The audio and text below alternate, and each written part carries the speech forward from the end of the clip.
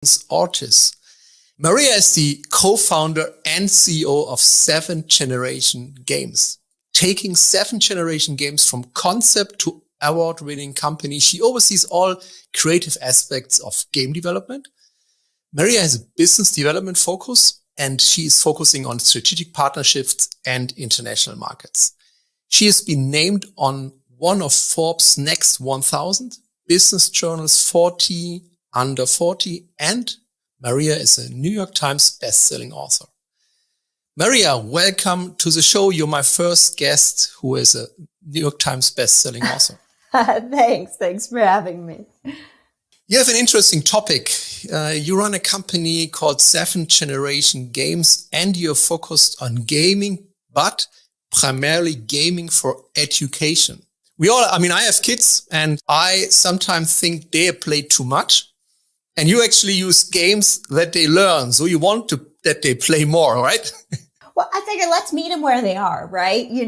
All the data shows that kids are gaming more than ever and they enjoy it. And so it's a lot easier to convince kids to play a game than it is to convince them to do worksheets or flashcards or whatever we've been using in the past that clearly hasn't been working. So we thought, yes. All right, let's meet them where they are. Let's leverage this tool to actually have positive outcomes as opposed to just wasting hours of time. I think it's an amazing concept. And I actually hoped that whilst we went through this pandemic, that our education system, and I'm based in Germany, that our education system will be transformed as well. Work has been transformed. Everyone is now working remote. And I thought, hey, they take this opportunity, which is a big opportunity, to also transform education for our kids. Unfortunately, to be real honest, not much have changed. It's still the same way they teach, the same way kids have to learn. And there are a couple of companies, at least in Germany, private companies who offer content in form of videos and some multimedia content for teaching. But those are only private companies. So I would expect the government basically takes this and create a big portal with content, with games, and with a new learning method for our kids. But nothing happened. So this is why we have companies like 7th Generation Games coming into the game and offering these educational games for our kids. So who's your client? Are you selling this to schools or? So actually, we're selling primarily to curriculum publishers and folks who already have curriculum. I think what we've seen a lot of that I would argue has been unsuccessful in educational technology is everyone comes in and they're going to reinvent the wheel, right? Like they're going to create the best game and they're going to have the best curriculum. And they're going to have all of these things. For us, what we thought of when we started out making games, we've kind of transitioned over from making our own games that we were selling to schools, which is just a slow and painful process because schools are slow to adapt. And I, on one hand, I understand because if you're going to try a new product, you're not guaranteed that it's going to work. You don't know what the success rate is going to be. It might be a huge failure. And if you have children, people are trusting you to educate their children. And you're like, I'm going to try this new thing and it doesn't work. And it's a huge failure. You're stealing that time from those kids to be able to learn. And so I understand that hesitancy for schools, but for us, what we started to see was there's a lot of really good curriculum out there that isn't being deployed in a 21st century manner, right? We're still using, whether it's worksheets or maybe it's digital now, so it's a PDF, right? Yeah. And so we decided we're going to work and partner with those folks. So we actually bring the technology part, and we have our platform actually focuses on specifically educational game development. So being able to add in assessment, instruction, and redirection for if kids get things wrong and built in that way so that we can work with the really good curriculum that's out there and just create a better way to get it into kids' hands. Not just a better way, but I'd say a more engaging way because, you'll engage with a game a lot more than you will a PDF. Exactly. And so that's kind of how we moved into that and where we're working with because, I think that's a problem. Education is not a zero-sum game. No one's going to win the education market. It has to be a number of players working together. And so we're looking at where our part is and what we can do there to improve it because it's not just like, oh, this is great for the economy or this is going to be a huge return or some of these things. That's part of running a business. But for us, education is how are we, developing the next generation of kids, Exactly. Which is a lot different than making better yoga pants. How do we prepare the next generation that it can thrive in an ever-changing world, in a fast-paced world? I mean, when I went to school, it was a completely different world, and the amount of information all our kids have to deal with nowadays, and also all the trauma in the world they have to process. COVID, and we have the war in Europe, and the energy crisis, and they have so much pressure, those kids. And then they have to deal with all the media, social media and YouTube, you name it. Well, and there's so much of the children will save us. This next generation will figure out the answers to so many of these big problems. But if we're not, giving them the skills and the foundational education that they need, they're not going to be, because we failed them, able to do that. And so for us, it's really important that we do provide those that foundation. We talk about the STEM driven careers of the 21st century. Everything's going to be science and technology and engineering and math. And yet if we're not preparing them to understand basic decimals or, how to multiply or things like that, they can't do a lot of these higher level, STEM careers. And so we need to really be thinking about that now, because if we don't, in 20 years, it's going to be too late. This is completely right. So what kind of topics you focus on with your game development? What kind of subject can games be used in the best way? So we do a lot of math focus, just because that's really where we see a huge gap and where we see that need. And I think the issue with math is it's very foundational, right? If you don't understand a concept, you can't go on to the next one. So it's not like in literature where if you didn't read, if you don't read Romeo and Juliet, you can still read other books by, other plays by Shakespeare. You could still read, anything, right? And so it's not a gap in that sense. Whereas if you don't understand basic math facts, you can't go on to the next higher level. So there's a lot of focus that we do on that. And that's just been where the demand is. And especially the last few years is looking, now we're even more aware of the gaps, there's, and the US is really behind in math, but we're not alone. It's not like there's a lot of, not a lot of countries that are doing well generally there. And then COVID has thrown everyone behind. I don't know any school system that says, oh no, after the last 2 years, we have no concerns, right? Everybody's trying to figure out how can we make up that learning loss. But then we've done a lot of other things. We've done things around social studies, around literacy. We've done some around decision making. That's the thing about games is there's really a limitless potential. We did a project on, healthy decision making for children in families impacted by substance abuse, right? And you can create simulations in game worlds where you make decisions and they matter.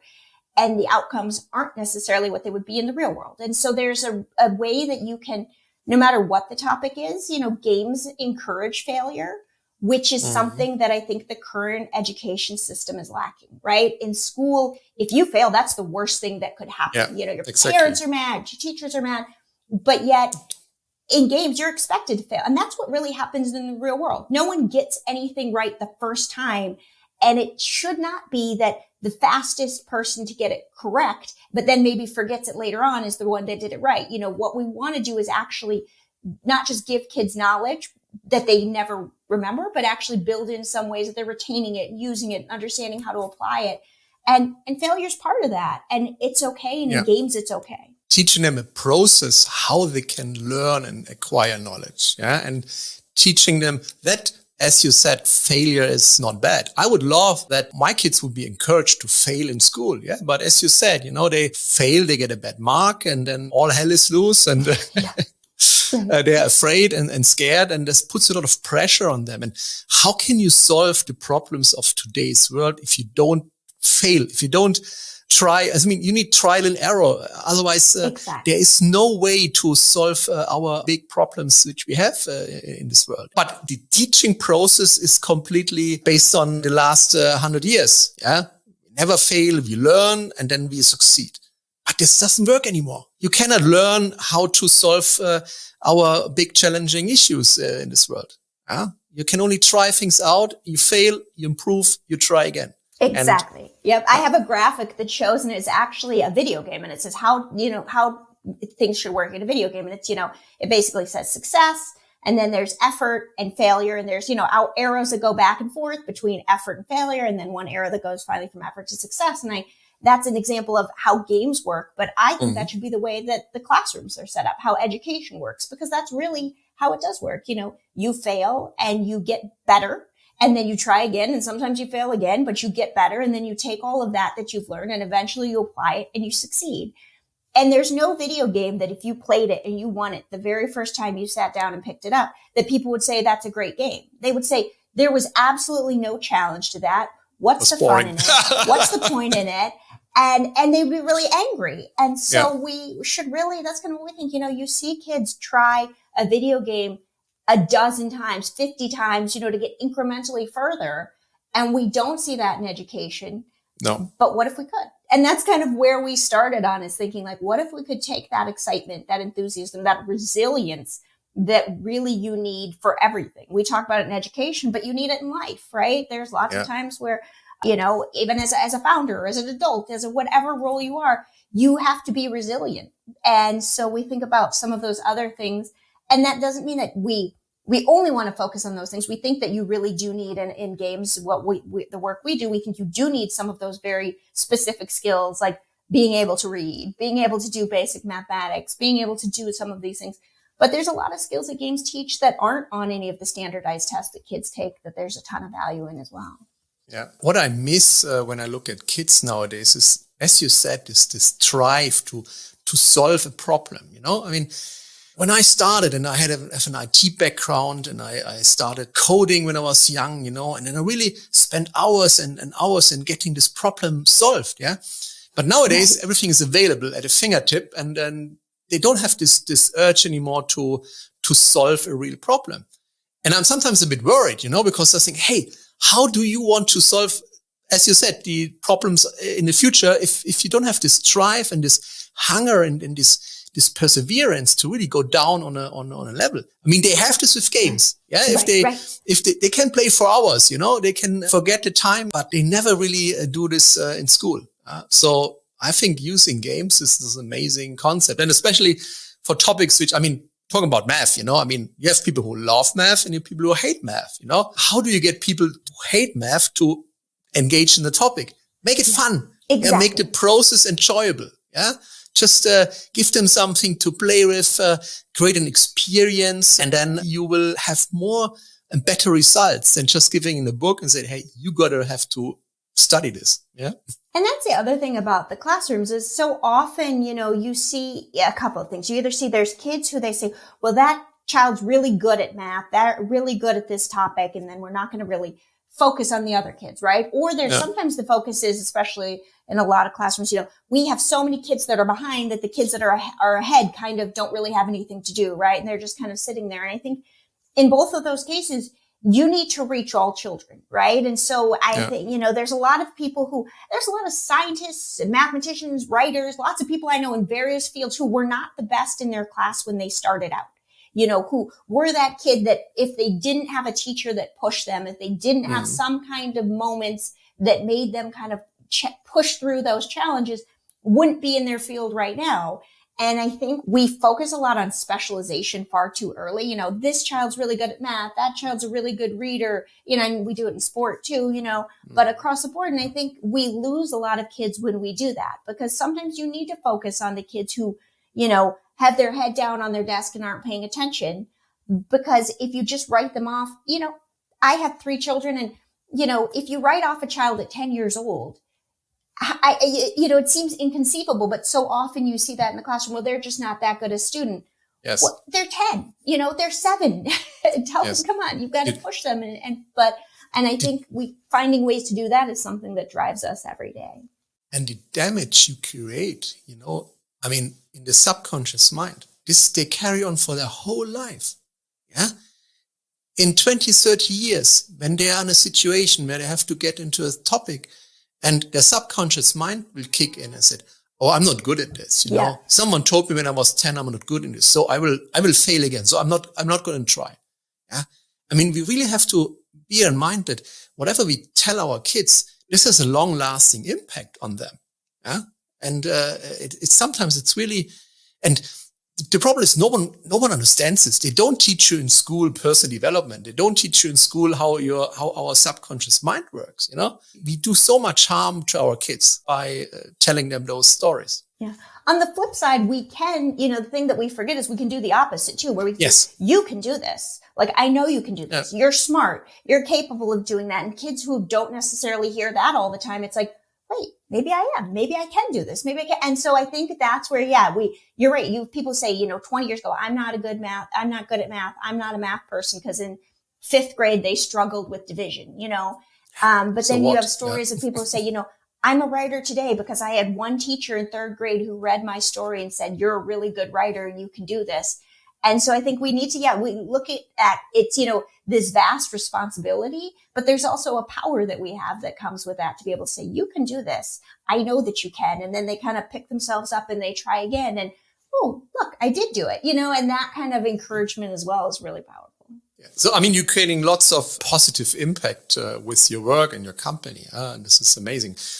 You're in a funding process at the moment, right? I think as a startup founder, you're always in a fundraising process. Yeah. But we're in an extra fundraising process at the moment. Yeah. And it's a funny story because at least, I'm an investor, invest in startups. But in general, when you listen to the market, it's very positive. Everyone says there's so much money available, and this encourages a lot of startup founders to build their companies and to go out and look for money.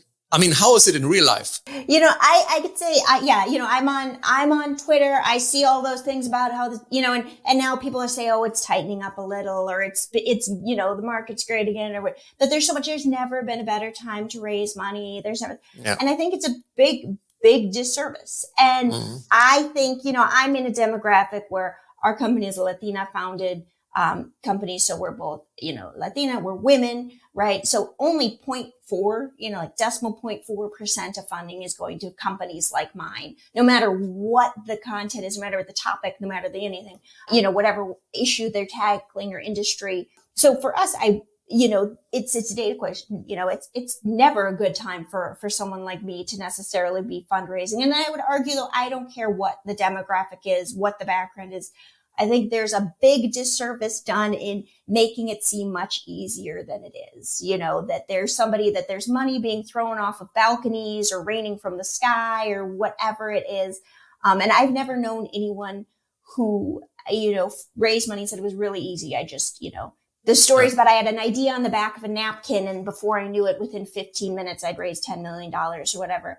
I don't know anybody who's had those experiences. And I know people who've raised a lot of money who said, no matter what, it was awful. Whether it's 500,000 or 5 million or 50 million, it never gets better. It never gets easier. And so, for me, I think that's something I think a lot about. We still go out and do it, and, don't take it personal when people don't give us money, and are appreciative and feel a big, sense of responsibility to the people that do. But I think fundraising is, it's a nightmare. And I don't know any founder who's like, it's my favorite part of running a company. I enjoy it. Yeah. We don't want to discourage people to found a company and to go out for money. Yeah. This is a normal part of the process, and it's necessary, and many, of course, will succeed, but it's a rejection game. It's like being in sales. In the end, it is sales. And you have to really have the resilience to get up every day and to take more rejections in, and to accept that you need many attempts until you reach your goal. But I always tell the story of this KFC founder who had over 1,000 attempts until he sold his recipe, and founded his chain. And for every founder, persistence and mental toughness is essential, basically, to continue. And I think there has to be a sense of realism as well. I think you have to understand what's realistic and what your ideas really are. There's a lot of, I think people underestimate how much market knowledge and understanding and work has to be done before that. It's not just, I have this really good idea, but you have to have a lot of metrics. You have to have, some kind of traction. I don't know, very, very, very, very rarely is it, here's this idea that I have. And if it's somebody who was getting funded on an idea with basically no product, no traction, it's probably because they were really successful with a previous company. It's not because they just started this out of nowhere and someone got on board.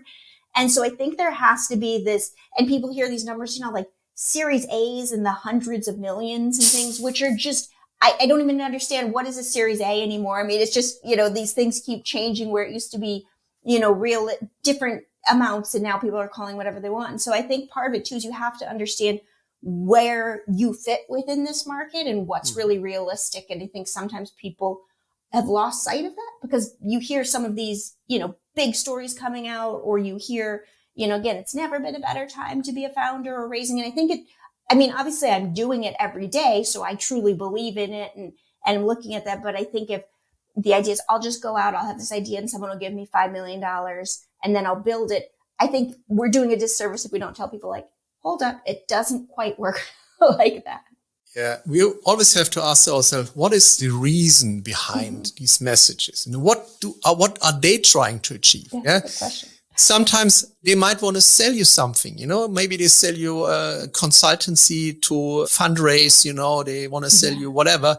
And I always ask myself, okay, what is your motivation, in giving me this message? And then often you can identify, hey, they have a plan, which is not really, not always my plan. Yeah. They have their own agenda. And then, it's really clear that, they are fulfilling a certain purpose, or they're trying to achieve something with this message. And sometimes it's trying to, get people to, invest in their fund, right? Yeah. That's a good point. Cause I think people forget too that investors often are fundraising.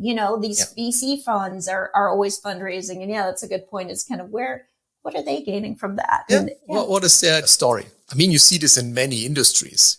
For example, in the coaching industry, it's the same. There are so many unestablished starters, who want to build their coaching business. Yeah. And then they've been told, this is the best time for coaching. There's so much demand, you just need to buy my 10,000 euro program, to become a fantastic coach. And then you're ready to go, And I see this with a lot of concern because, okay, when you pay amount of money you can afford, it's fair enough. But I see this especially in the US that a lot of people who really, they're looking for something to get out of misery. They're looking for something to really survive, basically. And then they've been sold these programs, knowledge industry. Oh, you can sell your knowledge and you will be able to become a high paid knowledge broker because you know how to create this kind of dishes, And then they even take mortgages on their houses to pay these 10, 15 grand and buy this program. And we all know that only a small percentage will succeed. Yeah, we get a lot of those. I get a lot of those every day. We'll help you make money, this and that. And I say, okay, is it on commission? Well, no, it's not. If you're going to make these promises, then you should feel really confident in it. And I think that, they're like, well, no, you pay me. And then, and I do think, probably early on, some of the mistakes that we made were in not these kind of consultants, but putting money towards, sales strategies and efforts that we didn't know if they were going to work. And that there was just kind of, you feel like, and some of that's part of early in the course, but it is true. It's, whenever people say, oh, we'll do this. And I say, and how much is it going to cost me? And it does feel kind of like that story where it's like, when you have money, everybody's coming to try and get it from you. And I think that's what I've learned as a CEO and a founder is, the goal is who's helping me make money. And those are two different things. A lot of people want to help you spend it. Not as many people are interested in helping you make it. Always ask yourself, what is the story behind this person? What does he get out of the game? And then you probably can answer these questions to you. I think I need to create an own episode on this topic because I really hate that how some industries are really destroyed by these false claims and stories. It's true. And one thing I always think about now because when you're a CEO of a company early on, you're doing most of the sales. And one of the things that early on, someone says to me is, well, what are one of the biggest challenges or, reasons why people, don't buy your product or, things you have to give. And sometimes reasons is just because I want to keep my money. You know what I mean? And you have to convince them that it's a good expense, good use of that money. And I think that now sometimes to myself, like, is this a good service? Would we want to use it? Maybe. But do I want this more than I want to keep my own money? And often the answer is no. And I think, it is. You learn a lot about sales too by doing sales in terms of like, oh, so you have to have more of a compelling sell than that. You have to have some kind of data or proof of that exact thing. But I think, it is a challenge. And I see a lot of companies early on, and we did too, but I see a lot of companies now that I'm thinking, why are you spending money on this when you don't really need to right now? Just because somebody a really good salesperson probably convinced them that they should. When you see the next 3 to 5 years for 7th generation games, so how do you see the future unfolding? Yeah, for us, we're moving more and more into a platform model. We've been doing a lot of the work ourselves, building out games with our clients, our partners, for them. And now we want to actually, instead of us, and we'll keep doing the work that we're doing, but we also want to be empowering folks to be able to do it more themselves. So creating the tools and the resources that they can use to create their own games. And there's always going to be some folks that just don't have that technical ability in-house. But I think what we've been doing is creating technology that if you have some technological capabilities, you can create your own games without needing us to do it for you. And that lowers costs by a significant amount. And for us, for a lot of the customers that we have and that we're looking at, they have money. They just don't have enough to go build out a whole game team. They have technical expertise, but they don't have enough to build a game from scratch. And so what we're trying to do is empower them through the technology that we've been developing to do it themselves. Because one of the things is, and one of the reasons why we shifted from making our own games to working with all the partners that we have is, we could make some games ourselves. We could make a lot more games if we had partners, who were working with their curriculum, and we can be part of empowering, exponentially, almost infinite number of games if we can give people the tools to do that. And I think for us, when we looked at that, we said, we want to reach as many kids as possible. We want to reach as many communities as possible. We want to have this ability to create effective learning games as wide as possible. And that just made sense for us to be able to do that. So I think that's really what we're focusing on is empowering the creation of educational games and good ones, because there's a lot of stuff out there that's not that great, but really looking at what is good when it comes to research and efficacy and instruction and being able to build that into actually a software, which is really cool because, technology keeps evolving in ways that we can even do things now that we couldn't do 5 years ago. And doing that because I think, our goal is to reach as many kids as possible, because we really, we got into what we're doing because not just because we wanted to make money, but because we really, really believe in the power of education and making that contribute, create an impact. Got to feel good about what you do at the end of the day. I think personally, it's nice to be able to say, I really love what I do and I get to make a positive impact. And I think some people get to do that, but not everyone. And so it's a fun opportunity. Yeah. And I think it's a clever move, creating a platform where people can create their own games, their own educational games. I see this with my kids. I mean, especially the older one, he loves to develop games and he's playing around. But nowadays, when I see these platforms, what is available, what you can create with a few mouse clicks, it's awesome. Yeah. When I started, I had code, I had to write. Now you have amazing platforms and using them for educational games. It's great. I wish you all the best. And whoever who is listening to the story, where can they find you? And especially, where's the best way to look at when they want to support 7th generation games? Yeah, so the best way, probably the easiest way, is just to go to our website, which is www.7generationgames.com, and it's the number 7. So 7generationgames.com. And we actually were running a campaign through WeFunder, but that's right there at the top of the page. If you're interested, you can invest in 7th generation games. If you're interested in building out a game, you have, curriculum, you can get that there. We try and make it as easy as possible to get everything from us from that website, because we've learned that, there's nothing more frustrating than trying to want to go to a website and find information and being unable to find it. So we try and make it really easy. Everything's at our page, 7generationgames.com. So I can also download the game builder software where I can build my own games. So that's actually in the works right now. So we build games right now for folks, but you can download our existing games. We have games that run on the web, games that are for iPhone, Android, everything right there. Or be on the lookout for when 7Gen Blocks, which is our platform, is coming soon. So that'll all be there.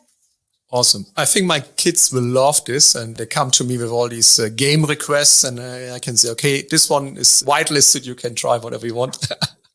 Well, and that's my oldest daughter. She's in high school now, but when we were building out a game, and it was a middle school game. And one night I went into her room and she's under the covers, it's past bedtime. She's on her iPad, and I pull back the covers thinking I've caught her, and she's playing our game. And it had just come out. And I thought, this is exactly what I want from a business, standpoint.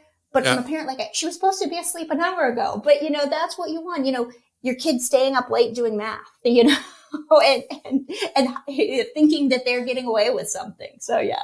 Maria, thank you so much for your time today. We could talk for hours. It was a really amazing conversation. I wish you best of luck with 7th Generation Games and your mission to change education for the better and empower kids to solve the problems of the future. Oh, thanks you a lot. so much. It's been my